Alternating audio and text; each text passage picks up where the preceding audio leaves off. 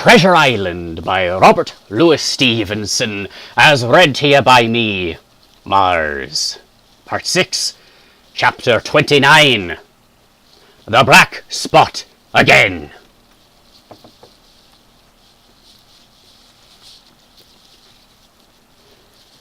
The council of buccaneers had lasted some time when one of them re-entered the house, and with a repetition of the same salute, which had in my eyes an ironical air, begged for a moment's loan of the torch. Silver briefly agreed, and this emissary retired again, leaving us together in the dark. "There's a breeze coming, Jim," said Silver, who had by this time adopted quite a friendly and familiar tone. I turned to the loophole nearest me and looked out. The embers of the great fire had so far burned themselves out and now glowed so low and duskily that I understood why these conspirators desired a torch. About halfway down the slope to the stockade, they were collected in a group. One held the light, another was on his knees in their midst, and I saw the blade of an open knife shine in his hand with varying colors in the moon and torchlight. The rest were all somewhat stooping, as though watching the maneuvers of this last. I could just make out that he had a book as well as a knife in his hand, and was still wondering how anything so incongruous had come in their possession when the kneeling figure rose once more to his feet, and the whole party began to move together toward the house. "Here they come," said I, and I returned to my former position, for it seemed beneath my dignity that they should find me watching them. "Well, let 'em come, lad, let 'em come," said Silver cheerily. "I've still a shot in my locker." The door opened, and the 5 men standing huddled together just inside pushed one of their number forward. In any other circumstances, it would have been comical to see this slow advance, hesitating as he set down each foot, but holding his closed right hand in front of him. "Step up, lad!" cried Silver. "I won't eat you. Hand it over, lubber. I know the rules, I do. I won't hurt a deputation." Thus encouraged, the buccaneer stepped forth more briskly, and having passed something to Silver from hand to hand, slipped yet more smartly back again to his companions. The sea cook looked at what had been given him. "The black spot! I thought so," he observed. "Where might you have got the paper? Why, hello! Look here now, this ain't lucky. You've gone and cut this out of a Bible. What fools cut a Bible?" "Oh, there," said Morgan. "There! What did I say? No good'll come of that, I said." "Well, you've about fixed it now, among you," continued Silver. "You'll all swing now, I reckon. What soft-headed lubber had a Bible?" "It was Richard," said one. "Richard, was it? Then Richard can get to prayers," said Silver. "He's seen his slice of luck, has Richard, and you may lay to that." But here the long man with the yellow eyes struck in. The long man with the yellow eyes? Okay, I think this might be someone else. Let's see, how about... "Belay that talk, John Silver," he said. "This crew has tipped you the black spot in full council, as in duty bound. Just you turn it over, as in duty bound, and see what's wrote there. Then you can talk." "Thank ye, George," replied the sea cook. "You always was brisk for business, and has the rules by heart, George, as I'm pleased to see. Well, what is it, anyway? Ah! Deposed! That's it, is it? Very pretty wrote, to be sure, like print, I swear. Your hand right, George. Why, you'll getting quite a leading man in this here crew. You'll be captain next, I shouldn't wonder. Just oblige me with that torch again, will you? This pipe don't draw." "Come now," said George. "You don't fool this crew no more. You're a funny man by your account, but you're over now, and you'll maybe step down off that barrel and help vote." "I thought you said you knowed the rules," returned Silver contemptuously. "Leastways, if you don't, I do. And I wait here, and I'm still your captain, mind. till you out with your grievances and I reply. In the meantime, your black spot ain't worth a biscuit. After that, we'll see. Oh, replied George, you don't be under no kind of apprehension. We're all square, we are. First, you've made a hash of this cruise. You'll be a bold man to say no to that. Second, you let the enemy out of this here trap for nothing. Why do they want out? I don't know, but it's pretty plain they wanted it. Third, you wouldn't let us go at them upon the march. Oh, we see through you, John Silver. You want to play booty, that's what's wrong with you. And then fourth, there's this here boy. Is that all? Asked Silver quietly. Enough, too? Retorted George. We'll all swing and sun-dry for your bungling. Well, now, look here. I'll answer these 4 paints. One after another, I'll answer 'em. I made a hash of this cruise, did I? Well, now, you all know what I wanted. And you all know that if that had been done, that we'd have been aboard the Hispaniola this night as ever was, every man of us alive, and fit, and full of good plum duff, and the treasure in the hold of her, by thunder. Well, who crossed me? Who forced my hand, as was the lawful captain? Who tipped me the black spot the day we landed and began this dance? Oh, it's a fine dance, I'm with you there, and looks mighty like a hornpipe in a rope's end at execution dock by London town, it does. But who done it? Why, it was Anderson, and Hans, and you, George Mary. And you're the last of board of that same meddling crew, and you have the David Jones's insolence to up and stand for captain over me. You that sank the lot of us, by the powers! Well, this tops the stiffest yarn to nothing. Silver paused, and I could see by the faces of George and his late comrades that these words had not been said in vain. That's for number 1, cried the accused, wiping the sweat from his brow, for he had been talking with a vehemence that shook the house. Oh, good, I think I think I nailed it then. Excellent. Why, I give you my word, I'm sick to speak to you.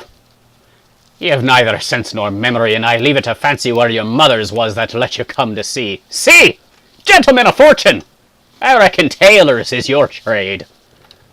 Go on, John, said Morgan. Speak up to the others. Ah, the others, returned John. They're a nice lot, ain't they? You say this cruise is bungled. Ah, by gum! If you could understand how bad it's bungled, you'd see. With that near the gibbet of my neck stiff with thinking on it. You've seen 'em maybe hanged in chains, birds about 'em, seamen pointing up at them as they go down with the tide. Who's that? Says one. Why, that's John Silver. I knowed him well, says another. And you can hear the chains a jangle as you go about and reach for the other buoy. Now, that's about where we are, every mother's son of us, thanks to him, and Hans, and Anderson, and other ruination fools of you. And if you want to know about number 4, and that boy, why, shiver my timbers, isn't he a hostage? Are we going to waste a hostage? No, not us. He might be our last chance, and I shouldn't wonder. Kill that boy! Not me, mates! And number 3, well, there's a deal to say to number 3. Maybe you don't count it nothing to have a real college doctor to see you every day. You, John, with your head broke, or you, George Mary, that had the ague shakes upon you not 6 hours agone, and has your eyes the colour of lemon peel to this same moment on the clock. And maybe, perhaps, you didn't know there was a consort coming either. But there is, and not so long till then, and we'll see who'll be glad to have a hostage when it comes to that. And as for number 2, and why I made a bargain, well, you came crawling on your knees to me to make it. On your knees you came, you was that downhearted.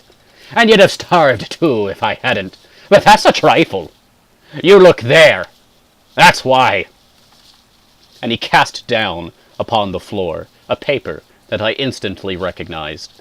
None other than the chart on yellow paper with the 3 red crosses that I had found in the oilcloth at the bottom of the captain's chest. Why, the doctor had given it to him was more than I could fancy. But if it were inexplicable to me, the appearance of the chart was incredible to the surviving mutineers. They leapt upon it like cats upon a mouse, and went from hand to hand, one tearing it from another, and by the oaths and the cries and the childish laughter with which they accompanied their examination, you would have thought not only they were fingering the very gold, but were at sea with it besides in safety. Yes, said one. That's Flint, sure enough. JF and a score below with a clove hitch to it. So he done ever. Mighty pretty, said George. But how are we going to get away with it, and us no ship? Silver suddenly sprang up, and supporting himself with a hand against the wall, Now I give you warning, George, he cried. One more word of your sauce and I'll call you down and fight you. How? Why, how do I know? You'd ought to tell me that, you and the rest, that lost me my schooner, with your interference, burn you. But not you, you can't. You hadn't got the invention of a cockroach. But civil you can speak, and shall George marry, you may lay to that. That's fair now, said the old man Morgan. Fair, I reckon so, said the sea cook. You lost the ship. I found the treasure. Who's the better man at that? And now I resign, by thunder. Elect whom you please to be your captain now. I'm done with it. Silver! They cried. Barbecue forever! Barbecue for captain! So that's the tune, is it? Cried the cook. George, I reckon you'll have to wait another turn, friend. And lucky for you, as I'm not a revengeful man. But that was never my way. And now, shipmates, this black spot, 'tain't much good now, is it? Richard's crossed his luck and spoiled his Bible, and that's about all. It'll do to kiss the book on still, won't it? Growled Richard, who was evidently uneasy at the curse he had brought upon himself. A Bible with a bit cut out, returned Silver derisively. Not it. It don't bind no more'n a ballad book. Don't it, though? Cried Richard with a sort of joy. Well, I reckon that's worth having, too. Here, Jim, here's a curiosity for you, said Silver, and he tossed me the paper. It was around about the size of a crown piece. One side was blank, for it had been the last leaf. The other contained a verse or two of Revelation, these words, among the rest, which struck sharply home upon my mind. Without are dogs and murderers. The printed side had been blackened with wood ash, which already began to come off and soil my fingers. On the blank side had been written with the same material the one word, deposed, with 2 P's. I have that curiosity beside me at this moment, but not a trace of writing now remains beyond a single scratch, such as a man might make with his thumbnail. That was the end of the night's business. Soon after, with a drink all round, we lay down to sleep, and the outside of Silver's vengeance was to put George Merry up for sentinel and threaten him with death if he should prove unfaithful. It was long ere I could close an eye, and heaven knows I had matter enough for thought in the man whom I had slain that afternoon in my own most perilous position, and above all in the remarkable game that I saw Silver now engaged upon, keeping the mutineers together with one hand, and grasping with the other after every means possible and impossible to make his peace and save his miserable life. He himself slept peacefully and snored aloud, yet my heart was sore for him, wicked as he was, to think on the dark perils that environed and the shameful gibbet that awaited him. End of chapter, and so I will take a short break. Ah, boy, that was good. Some powerful, vehement arguing from Long John Silver there. That was fun. I like that. The voice of Silver is a bit rough on my throat, but it is easily my favorite voice to do in this reading. It's a lot of fun. Sips coffee. Cheers. I will sip my tea. I think I actually like the smell of coffee more than the taste of it. I do not dislike coffee by any means, and you may lay to that.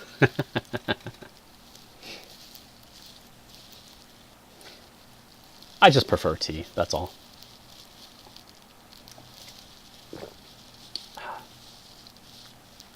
Mars fact. I'm actually hypersensitive to caffeine. It's a medical condition I've had ever since I was a young teen. Like 13 years old, I discovered I was hypersensitive to caffeine, according to my doctor. I can do like 2 cups of tea without having any kind of like problems. And I've had to build up that tolerance over the years. I went my entire college experience, like university experience, with like, I want to say 95% of the time, no caffeine, ever. My all-nighters to write essays and do projects.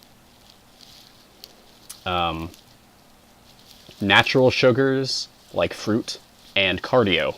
That's how I survived my all-nighters in university.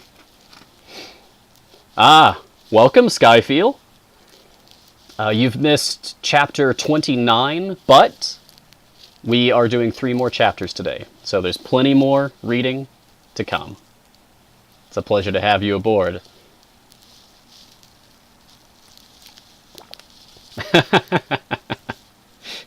That's funny, Cat. Mars Fact has a command. Maybe I'll do that. I don't know.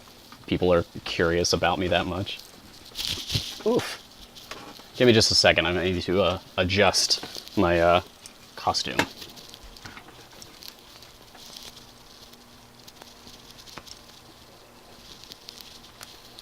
I do like this robe, but it's not ideal. I'm thinking about making this robe like my official streaming outfit. It's super comfy. Ugh. You wouldn't be alive without caffeine? I am in fact so sensitive that twice I have blacked out from having too much caffeine. Like, actually fainted. It was really scary. I really have to watch it sometimes. I drank plenty of water to dilute it.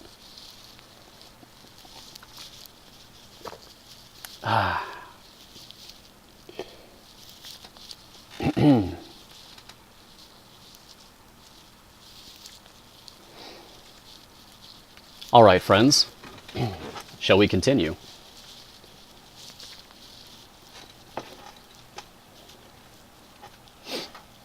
Just a second.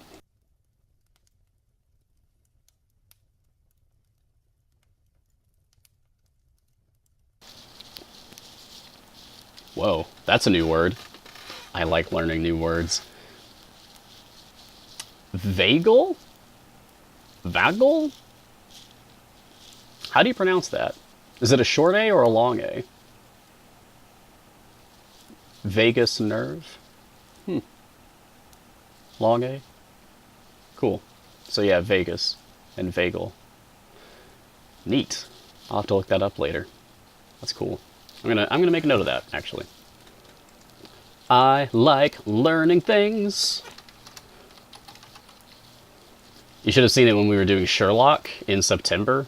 The Adventures of Sherlock Holmes by Sir Arthur Conan Doyle. We learned so many things. I had a lot of fun people in the chat who would like fact check stuff and like look up Wikipedia articles for things that we were unfamiliar with. It was a lot of fun. We learned a lot of stuff during the Sherlock streams. Paranor, are you in the sciences as well? Like, as I know Star is, of course, but are you also in the sciences? Is that why you know this stuff? It's very interesting. Ah! Me matey! First Josh. Another Twitch friend that I met like a year ago. Thank you for the host. Explorer by nature, head full of everything. Ah! A Renaissance human.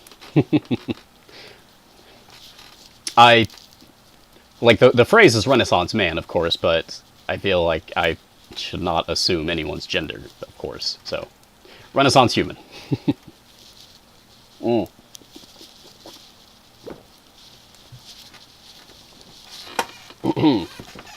All right. First Josh, professional idiot. Oh, come on. Don't be so hard on yourself. You're not an idiot. your beloved friend. A madman without a blue box.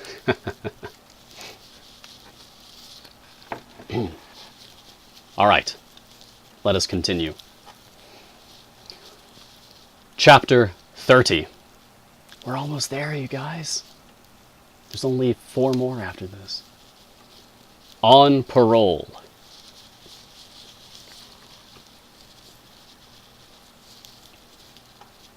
I was wakened. Indeed, we were all wakened, for I could see even the sentinel shake himself together from where he had fallen against the doorpost, by a clear, hearty voice hailing us from the margin of the wood. "Blockhouse ahoy!" it cried. "Here's the doctor!" And the doctor it was. Although I was glad to hear the sound, yet my gladness was not without admixture. I remembered with confusion my insubordinate and stealthy conduct, and when I saw where it had brought me, among what companions and surrounded by what dangers, I felt ashamed to look him in the face. He must have risen in the dark, for the day had hardly come, and when I ran to a loophole and looked out, I saw him standing like Silver once before, up to the mid-leg in creeping vapor. "You, doctor! Top of the morning to you, sir!" cried Silver, broad awake and beaming with good nature in a moment. "Bright and early, to be sure. And it's the early bird, as the saying goes, that gets the rations. George, check up your timber, son, and help Dr. Livesey over the ship's side. All a-doing well, your patience was. All a-well and merry." So he pattered on, standing on the hilltop with his crutch under his elbow, and one hand upon the side of the log-house, quite the old John in voice, manner, and expression. "We've quite a surprise for you too, sir," he continued. "We've a little stranger here, a boarder and lodger, sir, and looking fit and taut as a fiddle. Slept like a supercargo, he did, right alongside of John, stem to stem he was, all night." Dr. Livesey was by this time across the stockade and pretty near the cook, and I could hear the alteration in his voice as he said, "Not Jim?" "The very same Jim as ever was," says Silver.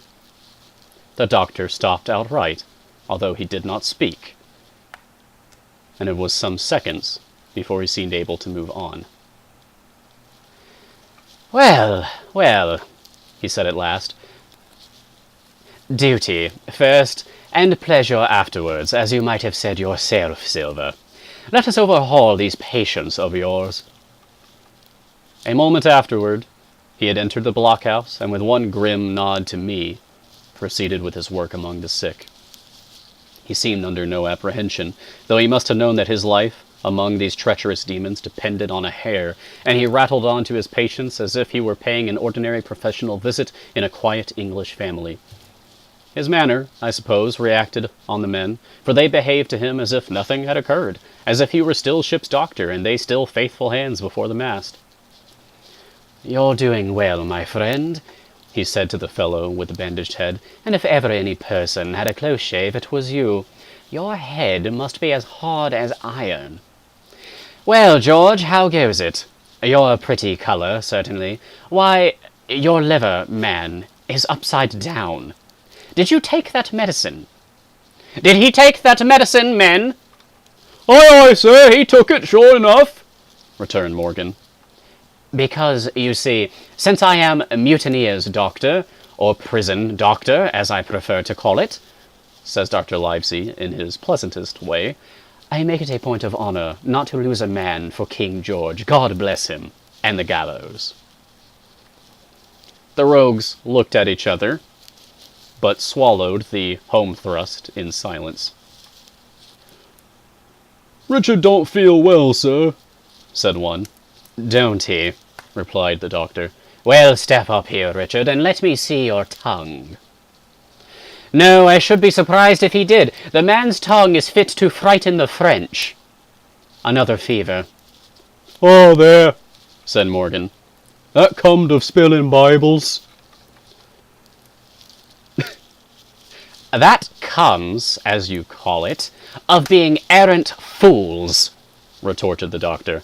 and not having sense enough to know honest air from poison, and the dry land from a vile pestiferous slough. Whoo, that was good. I think it most probable, though of course it's only an opinion, that you'll all have the deuce to pay before you get that malaria out of your systems. Camp in a bog, would you? Silver, I'm surprised at you. You're less of a fool than many, take you all round, but you don't appear to me to have the rudiments of a notion of the rules of health. Well, he added, after he had dosed them round and they had taken his prescriptions, with really laughable humility, more like charity schoolchildren than blood-guilty mutineers and pirates. Well, that's done for today. And now I should wish to have a talk with that boy, please. And he nodded his head in my direction carelessly. George Merry was at the door, spitting and spluttering over some bad-tasted medicine, but at the first word of the doctor's proposal, he swung round with a deep flush and cried, "No!" and swore. Silver struck the barrel with his open hand. "Silence!" he roared, and looked about him positively like a lion. "Doctor," he went on in his usual tones, "I was a-thinking o' that, knowing as how you had a fancy for the boy. We're all humbly grateful for your kindness, and as you see puts faith in you and takes the drugs down like that much grog, and I take it I found a way as'll suit all. Hawkins, will you give me your word of honour as a young gentleman, for a young gentleman you are, although poor born, your word of honour not to slip your cable?" I readily gave the pledge required. "Then, Doctor," said Silver, "you just step outside of that stockade, and once you're there I'll bring the boy down on the inside, and I reckon you can yarn through the spars. Good day to you, sir, and all our duties to the squire, and Captain Smollett." The explosion of disapproval, which nothing but Silver's black looks had restrained, broke out immediately the doctor had left the house. Silver was roundly accused of playing double, of trying to make a separate peace for himself, of sacrificing the interests of his accomplices and victims, and, in one word, of the identical, exact thing that he was doing. It seemed to me so obvious in this case that I could not imagine how he was to turn their anger. But he was twice the man the rest were, and his last night's victory had given him a huge preponderance on their minds. He called them all the fools and dolts you can imagine, said it was necessary I should talk to the doctor, fluttered the chart in their faces, asked them if they could afford to break the treaty the very day they were bound a treasure hunting. "No, by thunder!" he cried. "It's us must break the treaty when the time comes, and till then I'll gammon that doctor if I have to ile his boots with brandy."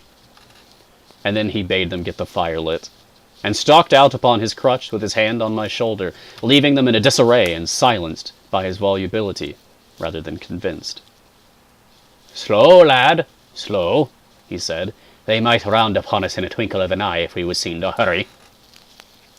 Very deliberately, then, did we advance across the sand to where the doctor awaited us on the other side of the stockade. And as soon as we were within easy speaking distance, Silver stopped. "You'll make a note of this here also, Doctor," says he, "and the boy'll tell you how I saved his life, and were deposed for it too, and you may lay to that. Doctor, when a man steering as near the wind as me, playing chuck farthing with the last breath in his body like, you wouldn't think it too much mayhap to give him one good word? Yo, please bear in mind, it's not my life only now, it's that boy's into the bargain. And you'll speak me fair, Doctor, and give me a bit of hope to go on for the sake of mercy." Silver was a changed man once he was out there and had his back to his friends in the blockhouse. His cheeks seemed to have fallen in. His voice trembled. Never was a soul more dead in earnest. "Why, John, you're not afraid?" asked Dr. Livesey. "Doctor, I'm no coward, no, not I, not so much." And he snapped his fingers. "If I was, I wouldn't say it. But I'll own up fairly, I've the shakes upon me for the gallows. You're a good man and a true, I never seen a better man, and you'll not forget what I done good, not any more than you'll forget the bad, I know, and I step aside, see here, and leave you and Jim alone, And you'll put that down for me, too, for it's a long stretch, is that. So saying, he stepped back a little way till he was out of earshot, and there sat down upon a tree stump, and began to whistle, spinning round and now and again upon his seat so as to command a sight, sometimes of me and the doctor, and sometimes of his unruly ruffians as they went to and fro in the sand between the fire, which they were busy rekindling, and the house, from which they brought forth pork and bread to make the breakfast. "So, Jim," said the doctor sadly, "here you are. As you have brewed, so shall you drink, my boy. Heaven knows I cannot find it in my heart to blame you. But this much I will say, be it kind or unkind. When Captain Smollett was well, you dared not have gone off, and when he was ill and couldn't help it, by George, it was downright cowardly." I will own that I here began to weep. "Doctor," I said, "you might spare me. I have blamed myself enough. My life's forfeit anyway, and I should have been dead by now if Silver hadn't stood for me. And doctor, believe this, I can die, and I dare say I deserve it, but what I fear is torture. If they come to torture me—" "Jim," the doctor interrupted, and his voice was quite changed. "Jim, I can't have this. Whip over and we'll run for it." "Doctor," said I passed my word." I know, he cried. "We can't help that now, Jim. I'll take it on my shoulders, holus bolus, blame and shame, my boy. But stay here. I cannot let you. Jump! One jump and you're out, and we'll run for it like antelopes." "No," I replied. "You know right well you wouldn't do the thing yourself. Neither you nor Squire nor Captain, and no more will I. Silver trusted me. I passed my word, and back I go. But, Doctor, you did not let me finish. If they come to torture me, I might let slip a word of where the ship is, for I got the ship. Part by luck and part by risking, and she lies in North Inlet on the southern beach and just below high water. At half tide she must be high and dry." "The ship!" exclaimed the doctor. Rapidly, I described to him my adventures, and he heard me out in silence. "There is a kind of fate in this," he observed when I had done. "Every step, it's you that saves our lives. And do you suppose, by any chance, that we are going to let you lose yours? That would be a poor return, my boy. You found out the plot. You found Ben Gunn, the best deed that ever you did, or will do, though you live to 90. Oh, by Jupiter! And talking of Ben Gunn, why, this is the mischief in person. Silver!" he cried. "Silver, I'll give you a piece of advice," he continued as the cook drew near again. "Don't you be in any great hurry after that treasure." "Why, sir, I do my possible, which that ain't," said Silver. "I can only ask in your pardon, save my life, and the boys, by seeking for that treasure, and you may lay to that." "Well, Silver," replied the doctor, "if that is so, I'll go one step further. Look out for squalls when you find it." "Sir," said Silver, "as between man and man, that's too much and too little. What you're after, why you left the blockhouse, why you given me that there chart, I don't know now, do I? And yet I done your bidding with my eyes shut, and never a word of hope. But no, this here's too much. If you won't tell me what you mean playing out, just say so, and I'll leave the helm." "No," said the doctor musingly, "I've no right to say more. It's not my secret, you see, Silver, or I give you my word, I tell it to you. But I'll go as far with you as I dare go, and a step beyond, for I'll have my wig sorted by the captain, or I'm mistaken. And first, I'll give you a bit of hope. Silver, if we both get out alive of this wolf trap, I'll do my best to save you, short of perjury. Silver's face was radiant. You couldn't say more, I'm sure, sir, not if you was my mother, he cried. Well, that's my first concession, added the doctor. My second is a piece of advice. Keep the boy close beside you, and when you need help, halloo. I'm off to seek it for you, and that itself will show you if I speak at random. Goodbye, Jim. And Dr. Livesey shook hands with me through the stockade, nodded to Silver, and set off at a brisk pace into the wood. End of chapter, and so I will take a short break before we continue. Wow, there was a lot of chat during that chapter. Let's give a warm welcome to Airborne. Hello. Hi, welcome to the Storytime Corner. We're halfway through today's reading. I hope you're still around. Marcin food. I don't even have food myself. I think this is the first stream I've done that I don't have a snack.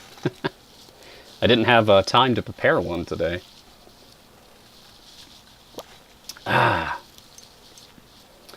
Oh, people talking about Doctor Who because of Dr. Livesey. I'm not a fan. I'm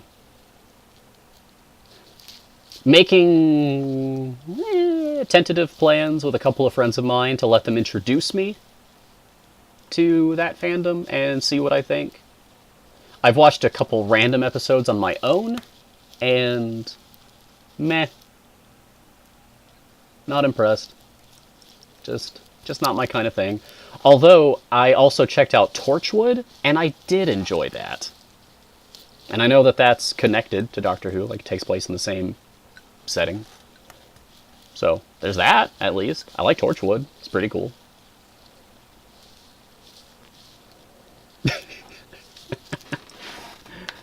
Yeah, sorry. I know. I don't like Monty Python. I don't like Doctor Who. I don't know what to tell you. We all like what we like.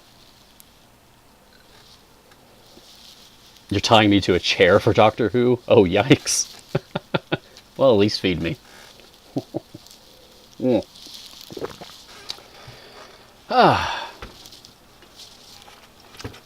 For a second, you thought I said Torchwick. Roman Torchwick from Ruby. Now, there's a show I like. I like Ruby very much. Hey, maybe after today's stream, I'll show you the board game that I got. I kickstarted the official Ruby board game. It's really cool. I've played a lot of it solo, just because I really like it. Anyway, Airborne, I hope that you've enjoyed the bit of the story time that you've been here for already at this point, and we are reading 2 more chapters today. And by the way, today is our penultimate reading. We are actually going to be finishing Treasure Island tomorrow. So, we've got 2 more chapters, and then I'll be chatting afterward, and then we'll raid someone and I'll go offline. What we do here are blind reads, typically, of public domain works, or if I have the author's permission. And I do voice acting for all the characters. And because it's a blind read, I'm experiencing it for the first time, and yeah. So my reactions are genuine. This has been a lot of fun. I have greatly enjoyed Treasure Island. I'm absolutely going to recommend this to people in the future. This is fantastic. Silas Marner. You know, I get a lot of people asking me, like, have you read this? Have you read this? Have you read this? And every time I've had to answer no. I have not. But I will add that to the list of things that people have mentioned to me, and I'll look into it later. I am not aware of Silas Marner. Is that an author? Is that a title? If that is a title, is it in the public domain? Maybe I'll look into it. Okay, I am out of tea. Unfortunately. Well, cheers to all of you.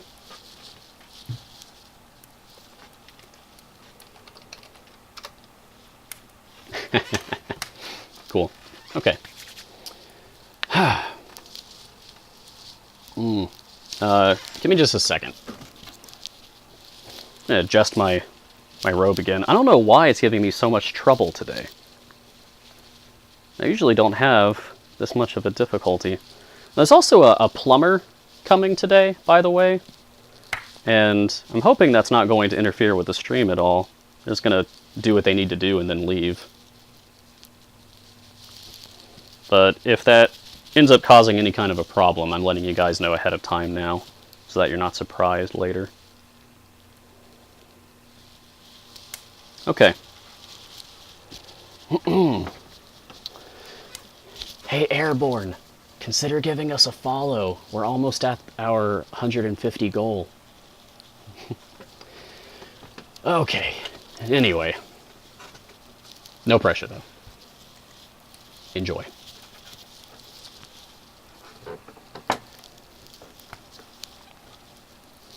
Ah, Airborne, thank you very much. Welcome aboard to me jolly crew.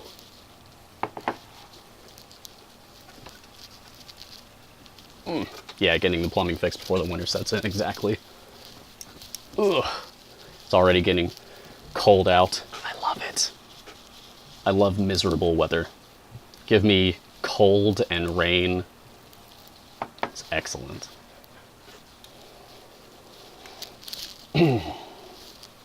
Autumn and winter are the best. It's snowing where you are, Paranor? I'm so jealous. That's awesome. Yeah, I would love to have it. I don't think my cats would enjoy it, though. I've got 2 indoor cats, 2 outdoor cats. And now I'm sad again.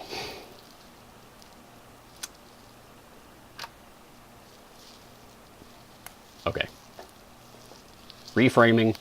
Let's focus on the story, so I don't dwell on bad things. Chapter 31. Oh, and these 2 chapters are like 2-parters. They're both titled The Treasure Hunt with like a subtitle. So, Chapter 31. The Treasure Hunt. Flint's pointer. Jim, said Silver when we were alone. If I saved your life, you saved mine, and I'll not forget it. I seen the doctor waving you to run for it. With the tail of my eye, I did. And I seen you say no as plain as hearing. Jim, that's one to you. This is the first glint of hope I had since the attack failed, and I owe it to you. And now, Jim, we're to go in for this here treasure hunting, with sealed orders too, and I don't like it. And you and me must stick close, back to back like, and we'll save our necks in spite of fate and fortune. Just then, a man hailed us from the fire that breakfast was ready, and we were soon seated here and there about the sand over biscuit and fried junk. Biscuit and fried junk. It's a good way to describe breakfast. They had lit a fire fit to roast an ox, and it was now grown so hot that they could only approach it from the windward, and even there not without precaution, in the same wasteful spirit that they had cooked, I suppose, 3 times more than we could eat, and one of them, with an empty laugh, threw what was left into the fire, which blazed and roared again over this unusual fuel. I never in my life saw men so careless of the morrow. Hand to mouth is the only word that can describe their way of doing. And what with wasted food and sleeping sentries, though they were bold enough for a brush and be done with it, I could see their entire unfitness for anything like a prolonged campaign. Even Silver, eating away with Captain Flint upon his shoulder, that's his parrot, mine is Petey, who's a pigeon who thinks he's a parrot, had not a word of blame for their recklessness. And this the more surprised me, for I thought he had never shown himself so cunning as he did then. "Aye, mates," said he, "it's lucky you have barbecue to thank for you with this here head. I got what I wanted, I did. Sure enough, they have the ship. Where they have it I don't know yet, but once we hit the treasure we'll have to jump about and find out. And then, mates, us that has the boats, I reckon, has the upper hand." Thus he kept running on with his mouth full of the hot bacon.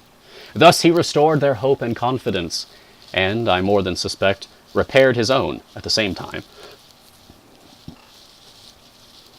"As for hostage," he continued, "that's his last talk, I guess, with him he loves so dear. I have got my piece of news, and thank ye to him for that, but it's over and done.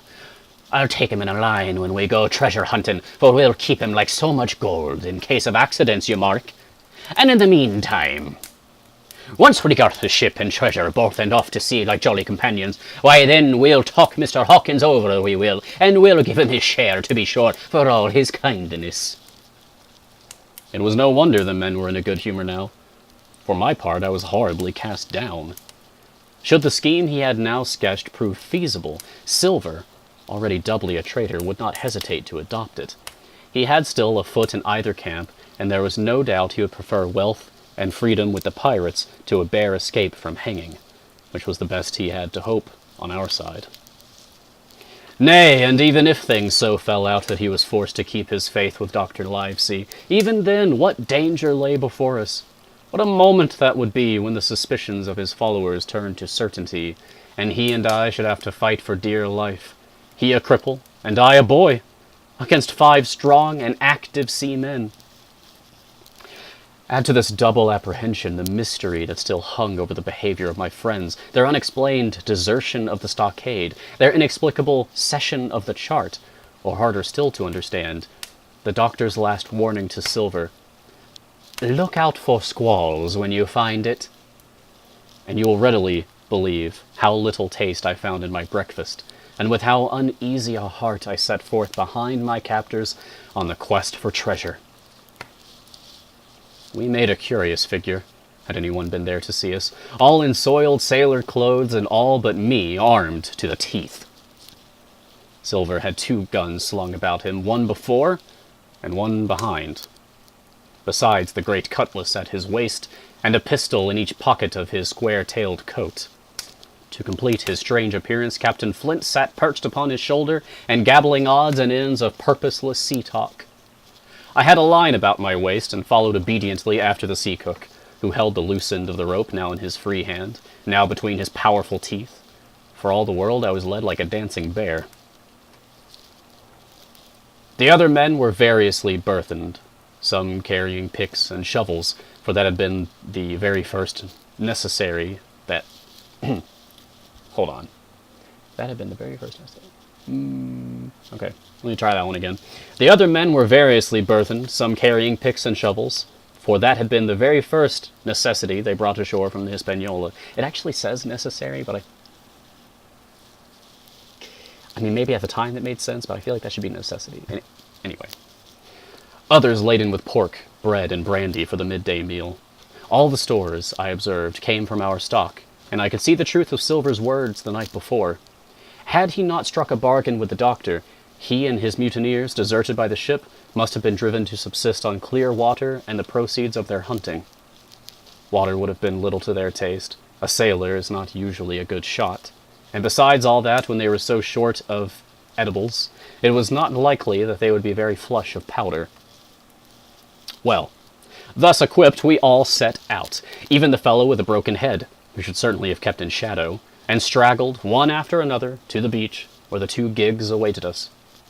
Even these bore trace of the drunken folly of the pirates, one in a broken thwart, and both in their muddy and unbaled condition.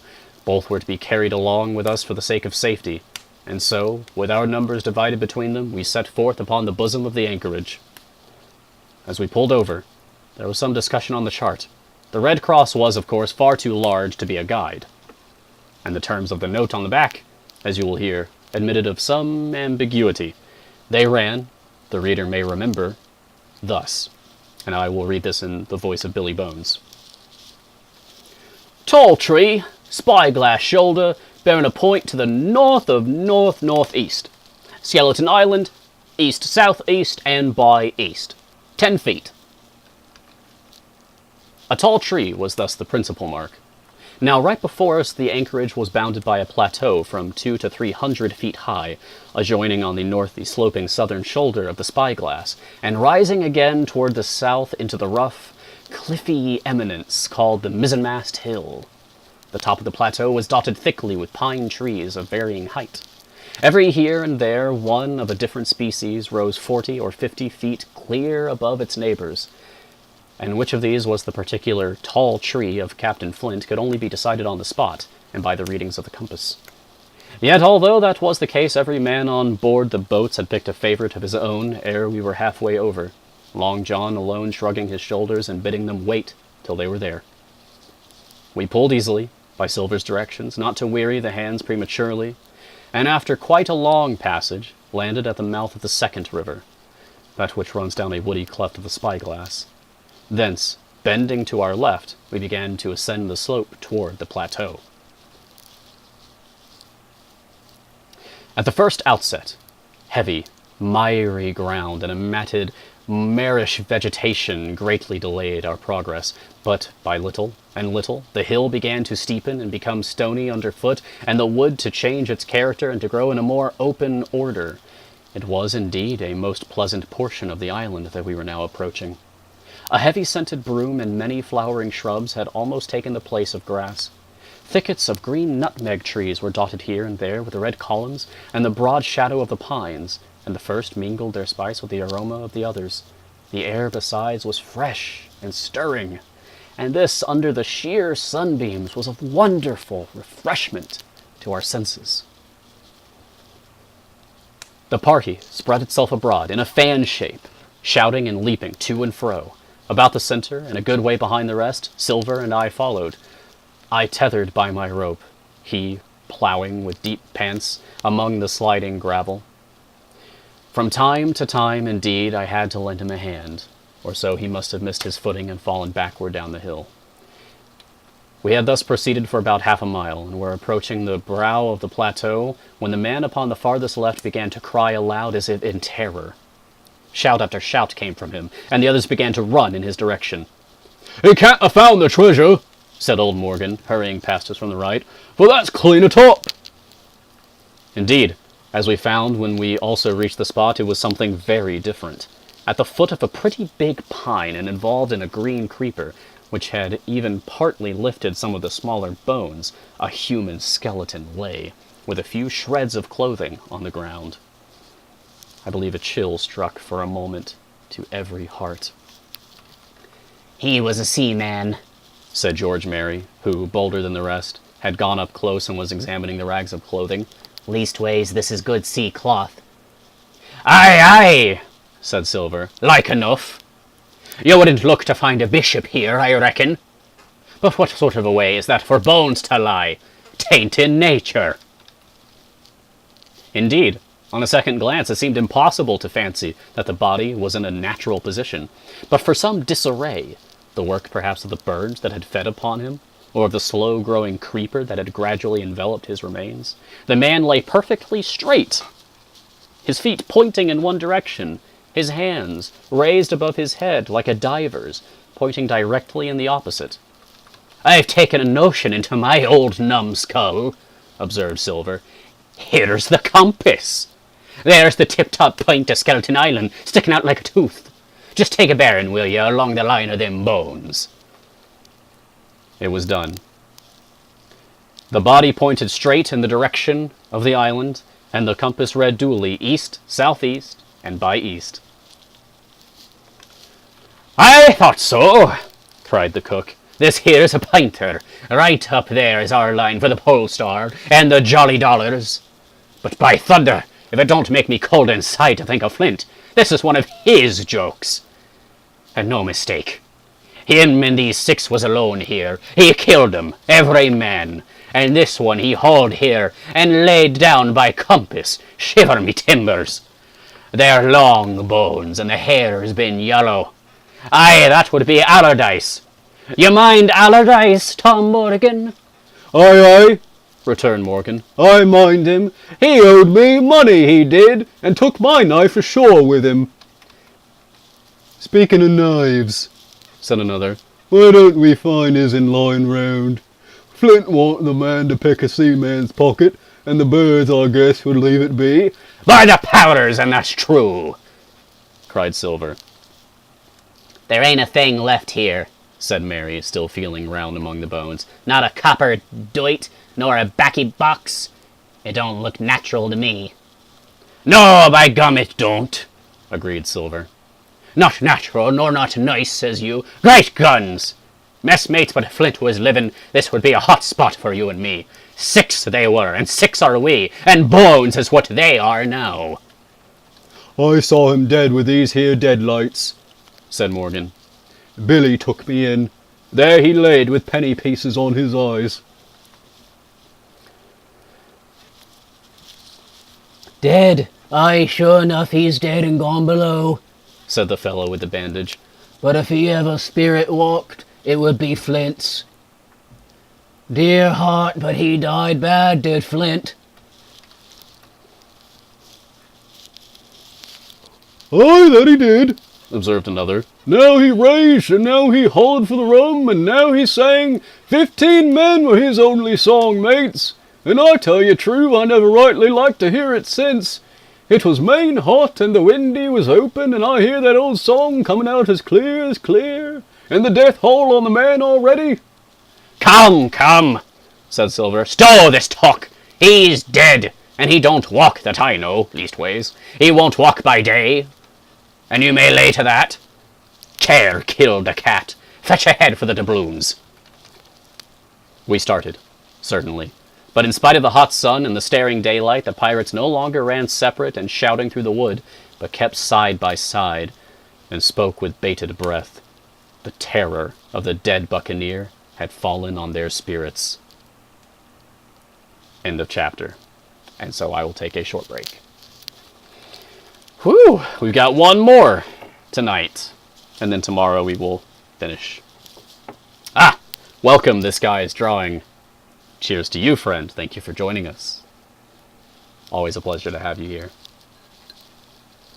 How goes the art that you do? I keep forgetting that I'm out of tea. I keep reaching for it and then being dismayed. So water for me now.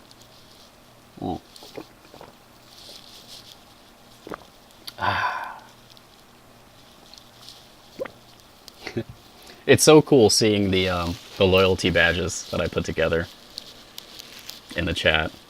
Well, some of you actually have, 2 books now. That's so cool. Yeah, it's terrible to be out of tea. What a dread shame that is. By the powers! I be needing another cup of leaves.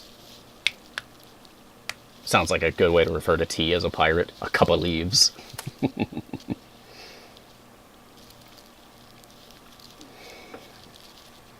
I'm going to be sad when Treasure Island is over tomorrow. It's bittersweet, We'll have done the whole thing, this whole thrilling adventure, but then it's over. I kind of want Treasure Island to just keep going forever. Pirates put tea in rum. Did they? Did they? Is that a thing that people do? I don't know, anything about alcohol, I'll be honest. It's not my bag. Not my thing. I like pirates, but I don't know anything about rum.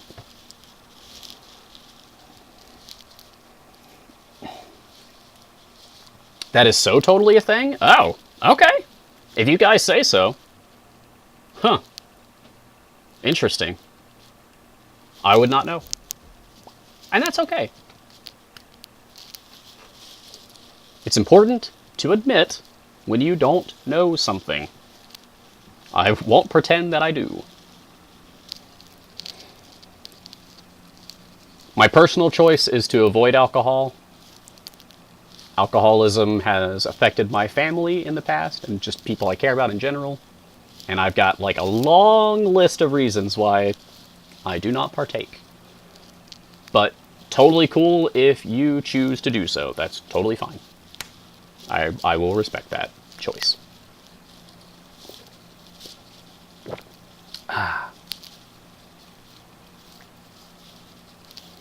Rum is tasteless until you give it flavor. Really? I guess I always thought it would be some kind of a tropical taste or something. I don't know. It's usually phrased as rum added to tea. Chai tea with spicy rum is tasty. Oh. I love chai. It's one of my chai is fantastic.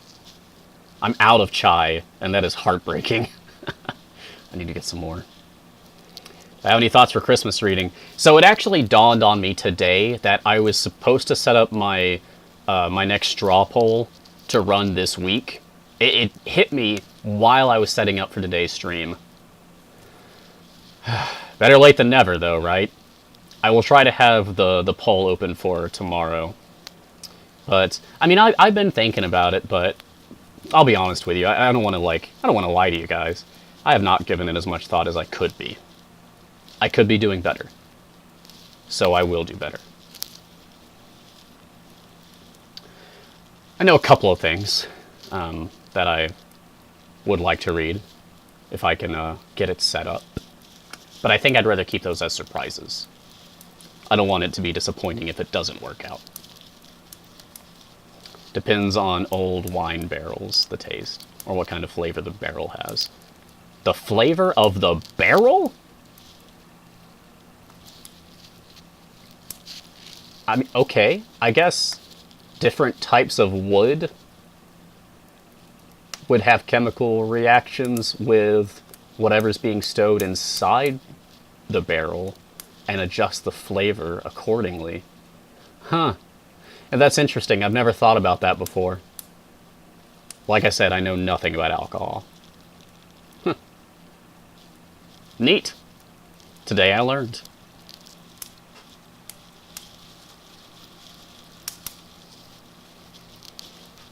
I also need to figure out what I'm reading next week. I don't have that ready yet. Might have to be busy with that this weekend. Okay. Friends, are you ready for our final chapter today?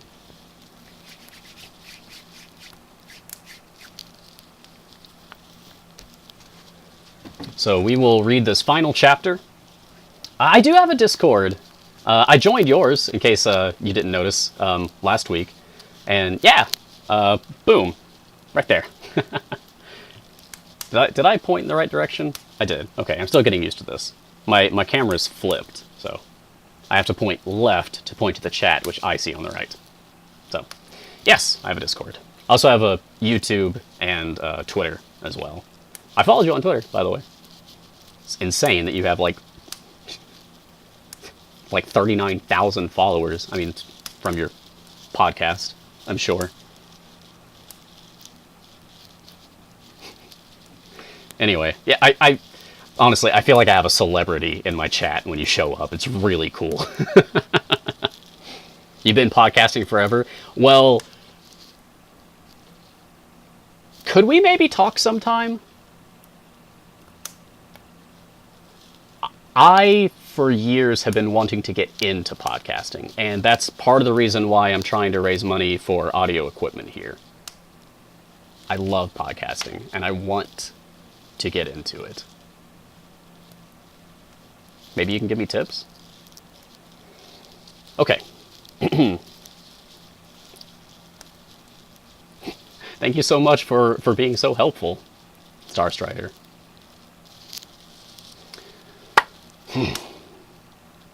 Friends, let us read chapter 32, and then we will chat afterward, and we'll find someone to raid, and we will be done for the night. And if you'd like to see more of me tonight, I will probably be in Starstrider's chat when she goes live in 4 hours from this moment. Because she also reads stories, so check her out too. Alright, here we go.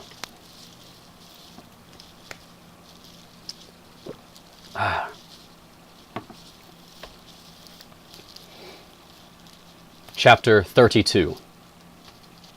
The treasure hunt. The voice among the trees. Okay. Reader's prediction here. Voice among the trees. I'm betting that's going to be Ben Gunn. Like, trying to trick the pirates like he's some kind of a spooky ghost or something to scare them. Maybe this is where things start to finally, like, turn around. Alright. Because we haven't seen Ben Gunn in a long time. Partly from the damping influence of this alarm, partly to rest Silver and the sick folk, the whole party sat down as soon as they had gained the brow of the ascent. The plateau being somewhat tilted toward the west, this spot on which we had paused commanded a wide prospect on either hand. Before us, over the treetops, we beheld the Cape of the Woods fringed with surf. Behind, we not only looked down upon the anchorage and Skeleton Island, but saw, clear across the spit and the eastern lowlands, a great field of open sea upon the east. Sheer above us rose the spyglass, here dotted with single pines, there black with precipices. There was no sound but that of the distant breakers mounting from all round, and the chirp of countless insects in the brush. Not a man, not a sail upon the sea. The very largeness of the view increased the sense of solitude. Silver, as he sat, took certain bearings with his compass. "There are 3 tall trees," said he, "about in the right line from Skeleton Island. Spyglass shoulder, I take it, means that lower point there. It's child's play to find the stuff now. I've half a mind to dine first." I don't feel sharp, growled Morgan. Thinking of Flint, I think it were, as done me. "Ah, well, my son, you praise your stars he's dead," said Silver. "He were an ugly devil," cried a third pirate with a shudder. "That blue in the face, too." "That was how the rum took him," added Mary. "Blue. Well, I reckon he was blue, that's a true word." Ever since they had found the skeleton and got upon this train of thought, they had spoken lower and lower, and they had almost got to whispering by now, so that the sound of their talk hardly interrupted the silence of the wood. All of a sudden, out in the middle of the trees in front of us, a thin, high, trembling voice struck up the well-known air and words. 15 men on the dead man's chest, yo-ho-ho, and a bottle of rum. It says a high, trembling voice. It's just that I don't know whose voice that is. I tell you what. Let me do that one again, and I'll take it as Old Ben Gunn, since I suspected that he's going to be the one creeping on them. 15 men on the dead man's chest, yo-ho-ho, and a bottle of rum. I have never seen men more dreadfully affected than the pirates. The color went from their 6 faces like enchantment. Some leapt to their feet, some clawed hold of others. Morgan groveled on the ground. "It's Flint! By..." cried Mary. It's interesting, they just have a long dash there. Like he's saying, like, by God or something, but they have a long dash there, I guess, to censor that, since that would not have been said at the time. The song had stopped as suddenly as it began, broken off, you would have said, in the middle of a note, as though someone had laid his hand upon the singer's mouth. Coming through the clear, sunny atmosphere among the green treetops, I thought it had sounded airily and sweetly, and the effect of my companions was the stranger. "Come!" said Silver, struggling with his ashen lips to get the word out. "This won't do. Stand by to go about. This is a rum start, and I can't name the voice, but it's someone skylarkin, someone that's flesh and blood, and you may lay to that." His courage had come back as he spoke, and some of the color to his face along with it. Already the others had begun to lend an ear to this encouragement, and were coming a little to themselves, when the same voice broke out again, not this time singing, but in a faint, distant hail that echoed yet fainter among the clefts of the spyglass. "Darby McGraw!" it wailed, for that is the word that best describes the sound. "Darby McGraw! Darby McGraw!" Again and again and again, and then rising a little higher, and with an oath that I leave out, "Fetch after the rum, Darby!" The buccaneers remained rooted to the ground, their eyes starting from their heads. Long after the voice had died away, they still stared in silence dreadfully before them. That fixes it, gasped one. "Let's go!" They was his last words, moaned Morgan. His last words above board. Richard had his Bible out and was praying volubly. He had been well brought up, had Richard, before he came to sea and fell among bad companions. Still, Silver was unconquered. I could hear his teeth rattle in his head, but he had not yet surrendered. "Nobody in this here island ever heard of Darby," he muttered. "Not one but us that's here." And then, making a great effort, "Shipmates," he cried, "I am here to get that stuff, and I'll not be beat by man or devil. I never was feared a flint in his life, and by the powers I'll face him dead. There's 700,000 pound not a quarter of a mile from here.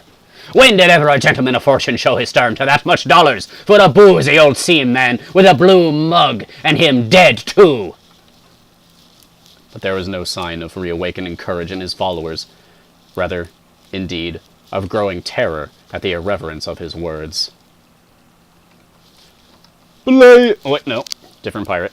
"Belay there, John," said Mary, "don't you cross a spirit." and the rest were all too terrified to reply. They would have run away severally had they dared, but fear kept them together, and kept them close by John, as if his daring helped them. He, on his part, had pretty well fought his weakness down. "Spirit! Well, maybe," he said, "but there's one thing not clear to me. There was an echo. Now, no man ever seen a spirit with a shadow. Well, then, what's he doing with an echo to him, I should like to know? That ain't in nature, surely." This argument seemed weak enough to me, but you can never tell what will affect the superstitious. And to my wonder, George Merry was greatly relieved. "Well, that's so," he said.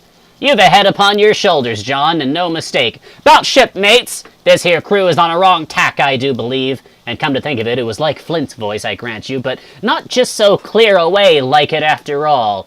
It was like her somebody else's voice now. It was like her—" "By the powers! Ben Gunn!" roared Silver. "Aye, and so it were!" cried Morgan, springing to his knees. "Ben Gunn it were!"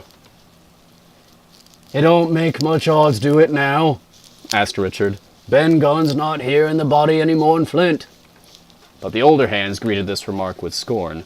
"Why, nobody minds Ben Gunn," cried Mary. "dead or alive, nobody minds him." Side note, I was totally right. It was extraordinary how their spirits had returned and how the natural color had revived in their faces. Soon they were chatting together with intervals of listening, and not long after, hearing no further sound, they shouldered the tools and set forth again, Mary walking first with Silver's compass to keep them on the right line with Skeleton Island. He had said the truth. Dead or alive, nobody minded Ben Gunn. Richard alone still held his Bible and looked around him as he went, with fearful glances, but he found no sympathy, and Silver even joked him on his precautions. "I told you," said he. "I told you you had spoiled your Bible. If it ain't no good to swear by, what do you suppose a spirit would give for it? Not that." And he snapped his big fingers, halting a moment on his crutch. But Richard was not to be comforted. Indeed, it was soon plain to me that the lad was falling sick, hastened by heat, exhaustion, and the shock of his alarm. The fever, predicted by Dr. Livesey, was evidently growing swiftly higher. It was fine open walking here upon the summit. Our way lay a little downhill, for, as I have said, the plateau tilted toward the west. The pines, great and small, grew wide apart, and even between the clumps of nutmeg and azalea, wide open spaces baked in the hot sunshine. Striking as we did pretty near northwest across the island, we drew, on the one hand, ever nearer under the shoulders of the spyglass, and on the other, looked ever wider over that western bay where I had once tossed and trembled in the coracle. The first of the tall trees was reached, and by the bearings proved the wrong one. So with the second. The third rose nearly 200 feet into the air above a clump of underwood, a giant of a vegetable, with a red column as big as a cottage, and a wide shadow around in which a company could have maneuvered. It was conspicuous far to sea both on the east and west, and might have been entered as a sailing mark upon the chart. But it was not its size that now impressed my companions. It was the knowledge that 700,000 pounds in gold lay somewhere buried below its spreading shadow. The thought of the money, as they drew nearer, swallowed up their previous terrors. Their eyes burned in their heads. Their feet grew speedier and lighter. Their whole soul was bound up in that fortune, that whole lifetime of extravagance and pleasure that lay waiting there for each of them. Silver hobbled, grunting on his crutch. His nostrils stood out and quivered. He cursed like a madman when the fly settled on his hot and shiny countenance. He plucked furiously at the line that held me to him, and from time to time turned his eyes upon me with a deadly look. Certainly he took no pains to hide his thoughts, and certainly I read them like print. In the immediate nearness of the gold, all else had been forgotten. His promise and the doctor's warning were both things of the past, and I could not doubt that he hoped to seize upon the treasure, find and board the Hispaniola under cover of night, cut every honest throat about that island, and sail away as he had at first intended, laden with crimes and riches. Shaken as I was with these alarms, it was hard for me to keep up with the rapid pace of the treasure hunters. Now and again I stumbled, and it was then that Silver plucked so roughly at the rope and launched me his murderous glances. Richard, who had dropped behind us and now brought up the rear, was babbling to himself both prayers and curses as his fever kept rising. This also added to my wretchedness, and to crown all, I was haunted by the thought of the tragedy that had once been acted on that plateau, when that ungodly buccaneer with the blue face, he who died at Savannah singing and shouting for drink, had there with his own hand cut down his 6 accomplices. This grove, that was now so peaceful, must have then rung with cries, I thought, and even with the thought I could believe I heard it ringing still. We were now at the margin of the thicket. "Huzzah, mates, all together!" shouted Mary, and the foremost broke into a run. And suddenly, not 10 yards further, we beheld them stop. A low cry arose. Silver doubled his pace, digging away with the foot of his crutch like one possessed. And next moment, he and I had come also to a dead halt. Before us was a great excavation, not very recent, for the sides had fallen in and grass had sprouted on the bottom. In this were the shaft of a pick broken in 2, and the boards of several packing cases strewn around. On one of these boards I saw branded with a hot iron the name Walrus, the name of Flint's ship. All was clear to probation. The cash had been found and rifled. The 700,000 pounds were gone. End of chapter. And end of today's reading.